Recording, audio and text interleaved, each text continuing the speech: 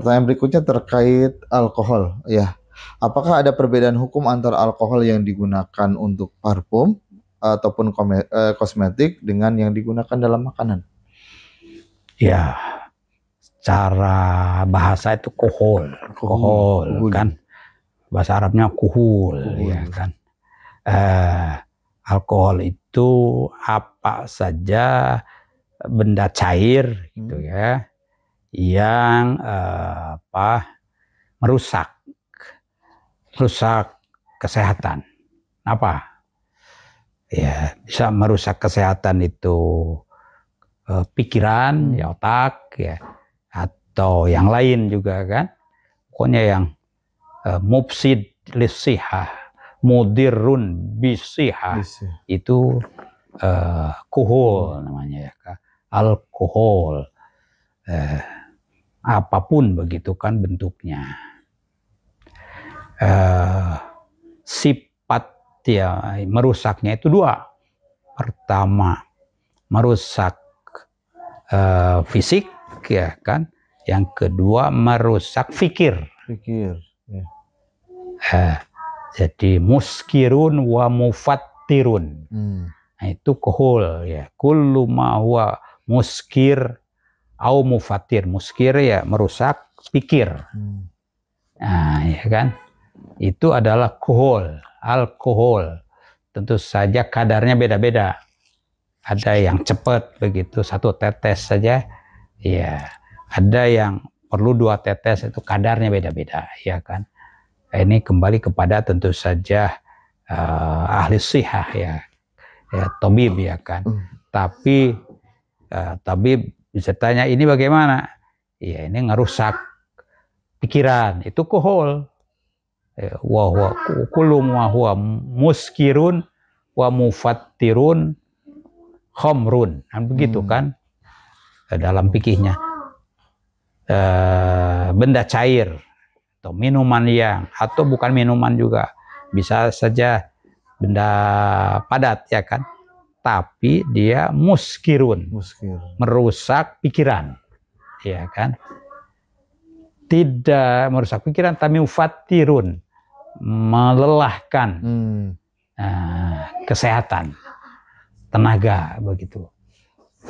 Karena kan kekuatan orang itu pada 2 hal ya. Orang itu hidup kalau ya sehat, dia punya kekuatan kan. Nah, tapi orang itu berguna ya kan kalau dia berpikir. Nah, itu. Jadi merusak jasad dan pikir. Ya. Kohol itu ya merusak kedua-duanya, fisik atau merusak pikir, atau dua-duanya. Iya. Itu jadi pemahaman tentang al-iskar wat taftir itu penting ya.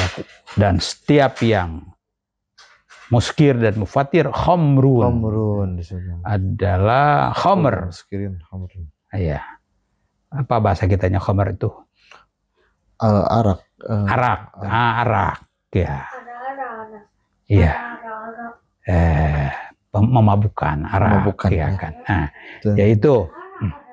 Jadi ya, secara fikih itu dimudahkan untuk memahami ini minuman ini arak atau bukan, memabukkan atau tidak, kan begitu. Muskir atau mufattir, gitu ya kan. Bagaimana kalau ya biasanya dia minum tapi tidak apa-apa ya. Nah, mungkin karena apa biasa dia minum ya, kalau minum sedikit kadarnya ya soal kadarnya. Kembalinya itu kepada ghalib al-amr. Jadi kebiasaan masyarakat kalau dengan kadar. Nah, itu. Jadi apa namanya? Adat ya kan. Adat itu kebiasaan masyarakat, standar masyarakat ini kalau konsumsi mufattir itu, ya apa namanya, melemahkan. Walaupun ya 1-2 orang itu karena ya biasa atau apa, dia mah enggak. Ya istilahnya ya enggak, ya baru mungkin kalau sekian sloki atau botol baru ya kan. Nah itu tidak ukuran. Jadi yang jadi ukuran itu adat ya kan. Adat itu standar yang umum lah gitu kan. Nah itu. Baik, terima kasih atas penjelasannya. Berikutnya, bagaimana hukumnya apabila ditemukan seorang yang sedang ke toilet sembari membawa handphone dan di handphone itu ada aplikasi terinstall Al-Quran? Apakah diperbolehkan? Ya, muamalah seorang muslim dengan Al-Quran itu ada adab, ada ahkam. Kalau ahkam itu kan halal dan haram, ya kan, wajib dan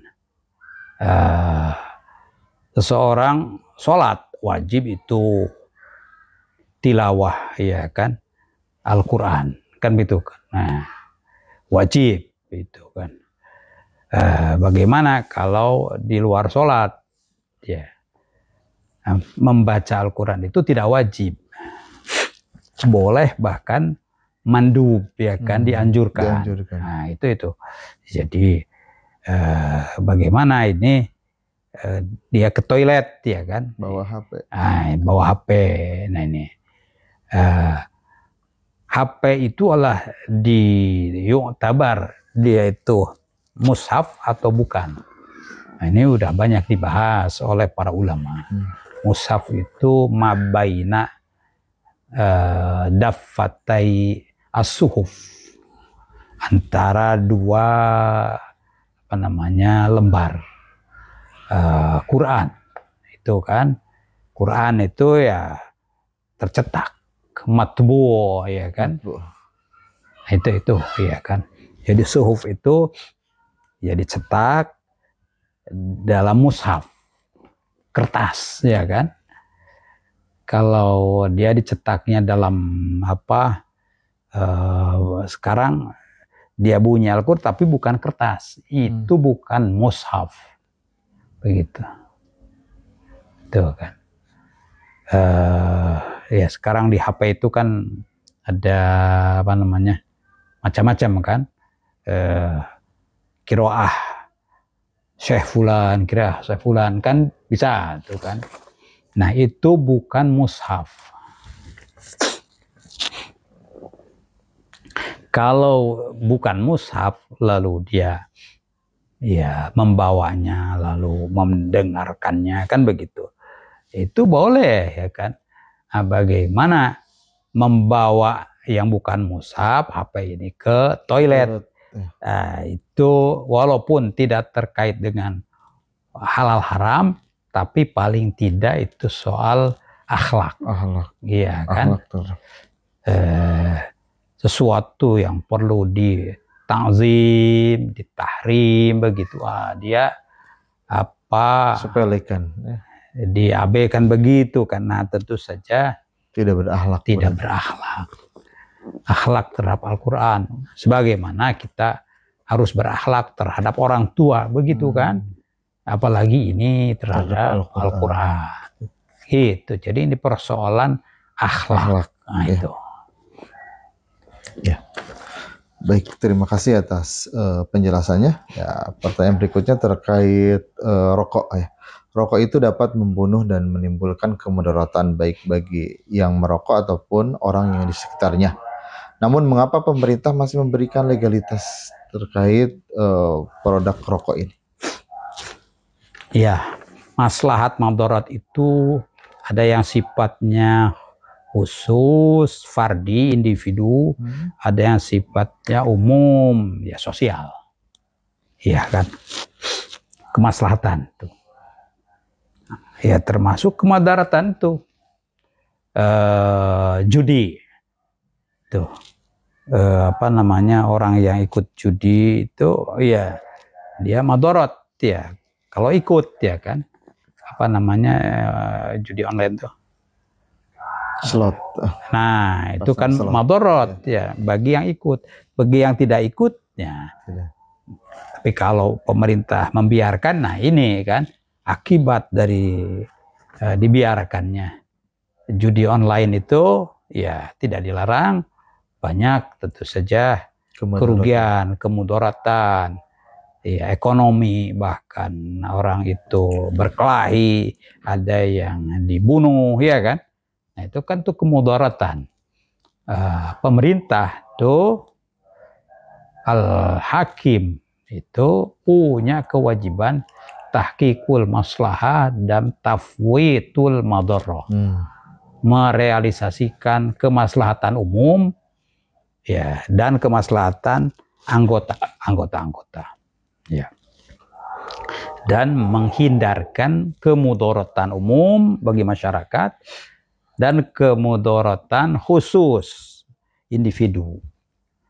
Itu kewajiban al-hakim, hukumah, pemerintah itu begitu, ya kan.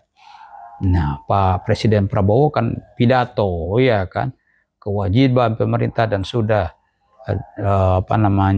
disumpah, kan benar itu. Jadi perspektif agama yaitu ya kewajiban pemerintah itu ya merealisasikan kemaslahatan umum dan menghindarkan kemudaratan umum juga gitu kan. Nah, judi ini atau tadi apa? Rokok. Nah, sebelum diketahui ya rokok itu maslahat mudaratnya itu mubah saja, bebas, ya kan. Kalau bebas itu sifatnya personal, individual, dan sifatnya ya apa sewaktu-waktu gitu kan, apa tentatif. Ya sewaktu-waktu membahayakan itu kan mudarat, tapi di waktu yang lain tidak, kan itu. Jadi sewaktu-waktu juga bagi perorangan. Nah, kalau kemaslahatan kemudaratan itu berlaku umum, nah inilah kewajiban hukumah al-hakim itu. Sebagaimana kewajiban al-hakim itu mengupayakan seseorang itu bisa mendapatkan wali nikah, ya kan? Ya, tuh. Jadi wali hakim kan. Sekarang dalam masalah makan minum ada bab kemaslahatan dan kemudaratan. Pemerintah itu punya kewajiban menjamin kemaslahatan dan tafwid al-mudarrah, ya, menjauhkan kemudaratan, begitu, iya kan. Yuhillu lahumut thayyibat wa yuharrimu alaihimul khaba'is, begitu. Ya, tugas pemerintah itu gitu, tahqiqul maslahah wa tafwitul madarrah. Jadi sifatnya politis, ya. Untuk ya perintah yang sifatnya politis ada tentu saja regulasi undang-undang, ya kan. Nah, itu undang-undang wajib dilaksanakan ya untuk kemaslahatan itu bisa tegak, kemudaratan bisa dihindari. Itu kewajiban pemerintah. Bagaimana kalau pemerintah tidak menjalankan kewajiban? Ya, dia tidak bikin regulasi. Pemerintah yang berdosa, salah, ya kan, dan harus dituntut, begitu kan, baik secara duniawi maupun dituntut tentu saja secara ukhrawi, gitu ya. Baik, terima kasih atas penjelasannya.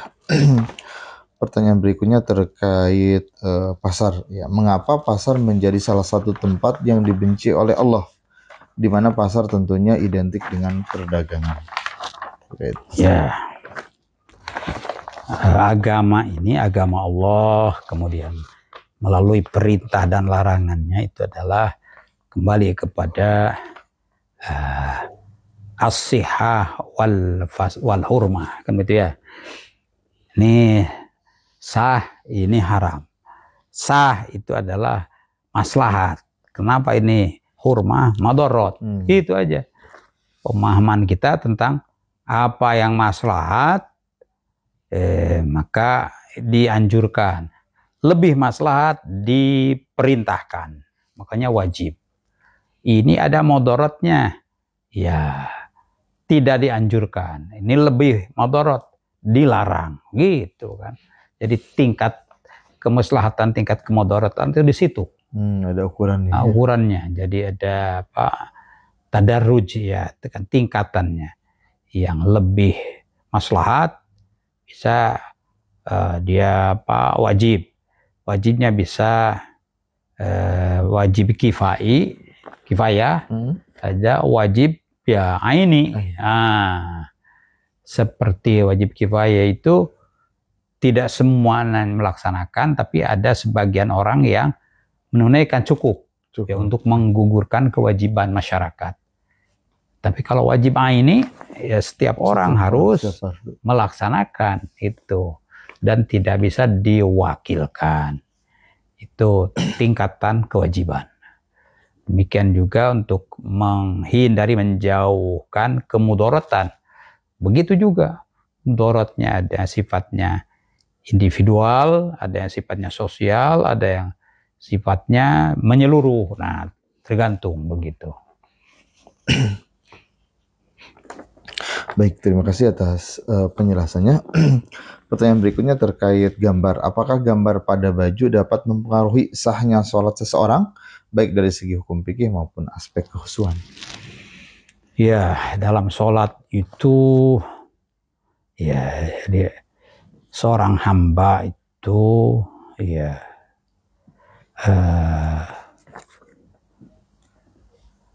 yang menghadap Allah Subhanahu wa Ta'ala, menyerahkan posisinya, menyerahkan hidupnya kepada Allah Subhanahu wa Ta'ala. Di memohon ampunan dan memohon perlindungan. Jadi makanya doa, sholat itu kan doa. As-sholat ya doa. Ya, baik doa untuk memohon ampunan maupun doa untuk memohon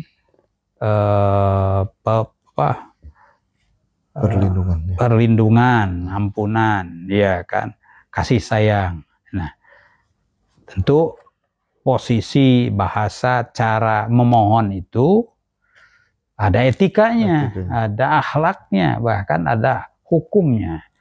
Kepada sesama saja, iya, kalau hukum kepada sesama kan hukumnya hukum adat. Itu menurut adat wajarnya bagaimana nih?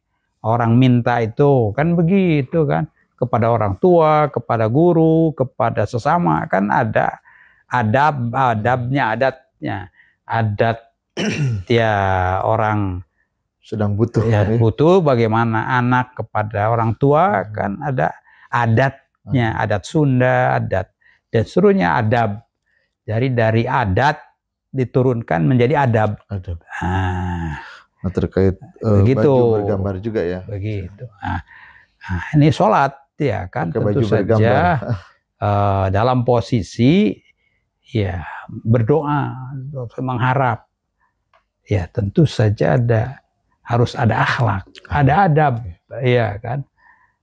Makanya Rasulullah SAW pernah menegur Siti Aisyah, ya, ketika Siti Aisyah memasang kelambu lah, ya kan, yang hadiah dari Yaman, gitu kan, karena senang dipasang lah, ditebrengkeun gitu ya kan.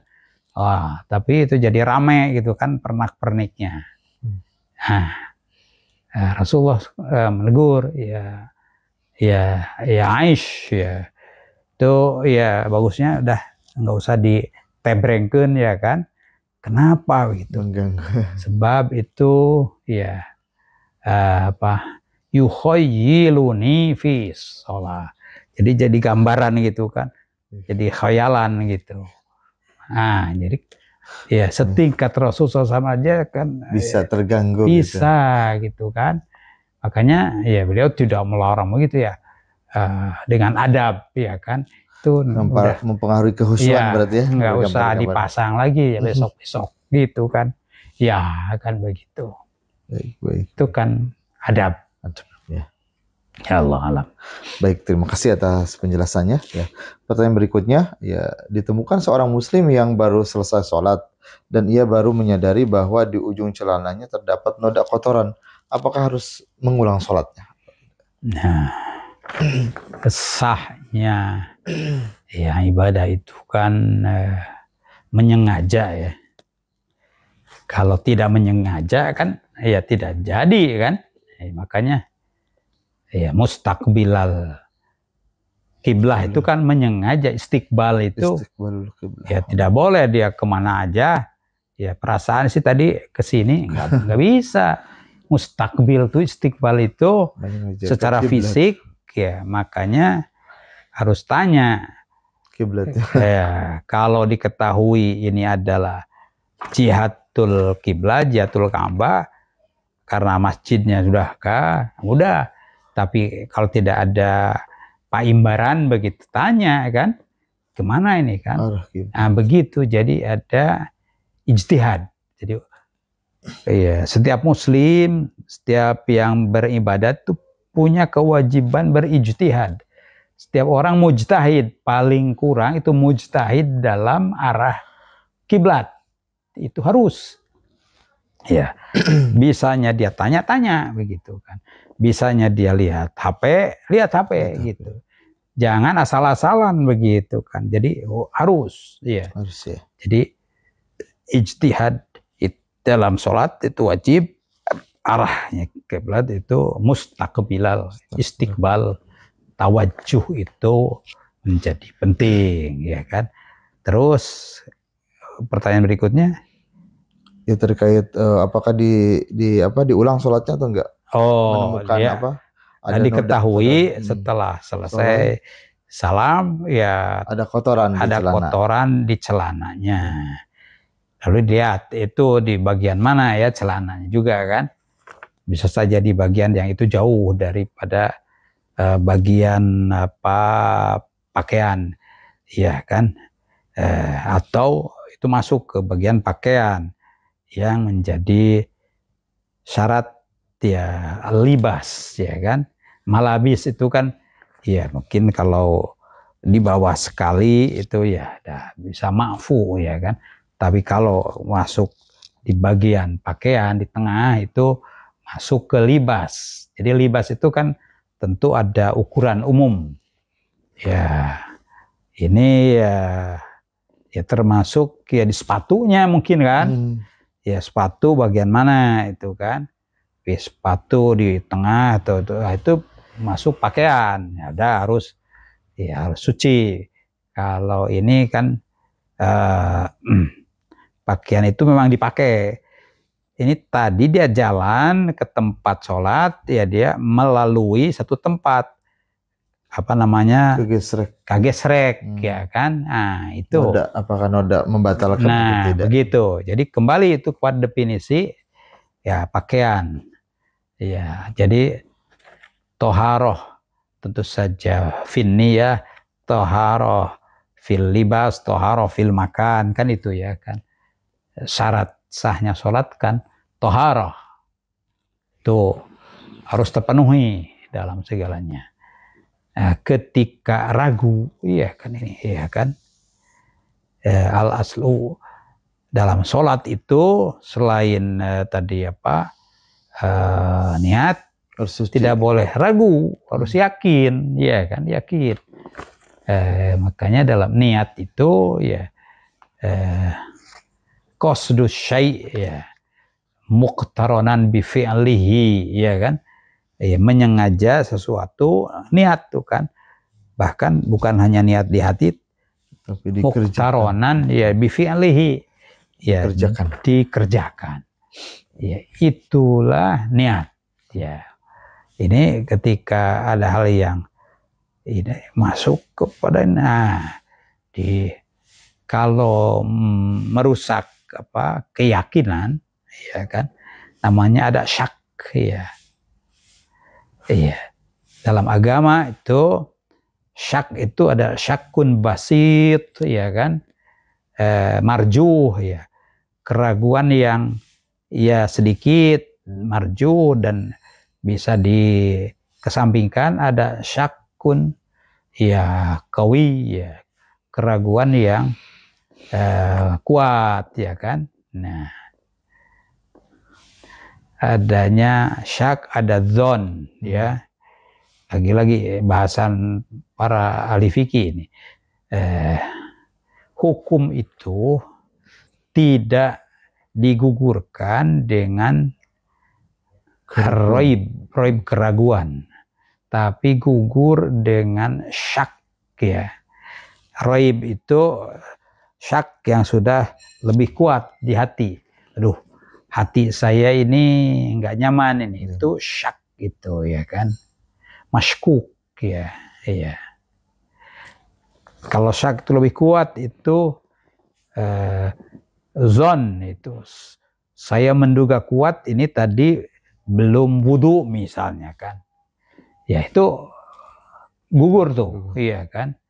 Jadi sahnya ibadah itu gugur dengan zon atau ghalabatul zon, tapi tidak gugur dengan syak. Ya. Sebab yang syak, yang maskuk itu banyak sekali, gitu kan. Supaya seseorang itu tidak terlalu direpotkan dengan hal-hal yang muncul di pikiran lagi. Nah, akhirnya kan nggak jadi ibadatnya. Maka karena untuk taisir, ya, mempermudah orang Islam dalam ibadat, ya, pada dasarnya kalau syarat rukunnya terpenuhi udah sah gitu. Tapi kalau ada yang kurang, itu ada sesuatu yang meragukan. Pada dasarnya itu sah gitu. Kalau terpenuhi itu syarat rukunnya udah. Kalau ada keraguan itu, ya ada yang yakin terpenuhi syarat rukunnya dah, tidak digugurkan dengan keraguan, iya kan. Al yakin la yuzalu bisyak. Yang yakin itu tidak digugurkan dengan ragu. Tapi kalau dengan zon itu digugurkan. Jadi keraguan yang kuat itu zon jadinya kan. Apalagi ghalabatul zon, yakin itu gugur begitu, ya kan. Nah, itu tadi bagian yang mana itu yang kena kotoran itu. Ya, kembali tadi apakah kenanya itu di tempat mana, kan? Lewat mana, kan begitu kan? Bisa cek gitu. Oh, tadi ya lewat jalan yang ada air yang kotor, kan begitu. Lewat jalan yang tadi ada batu, ya kan.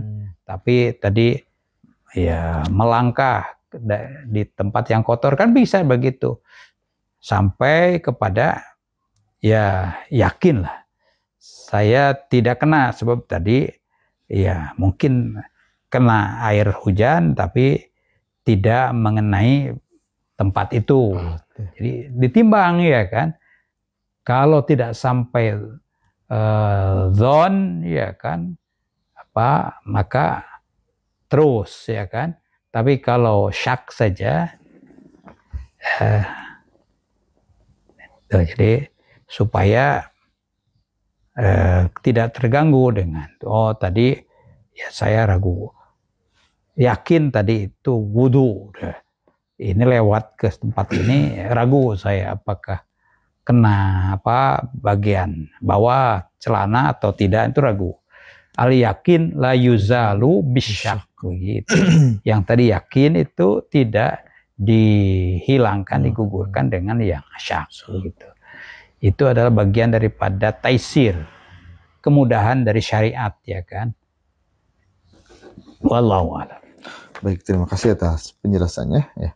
Pertanyaan terakhir yaitu terkait kawin lari pandangan Islam terkait kawin lari ataupun yang tidak direstui oleh orang tua. Apakah itu tadi balik kepada wilayah. Siapa yang sahibul wilayah al wali?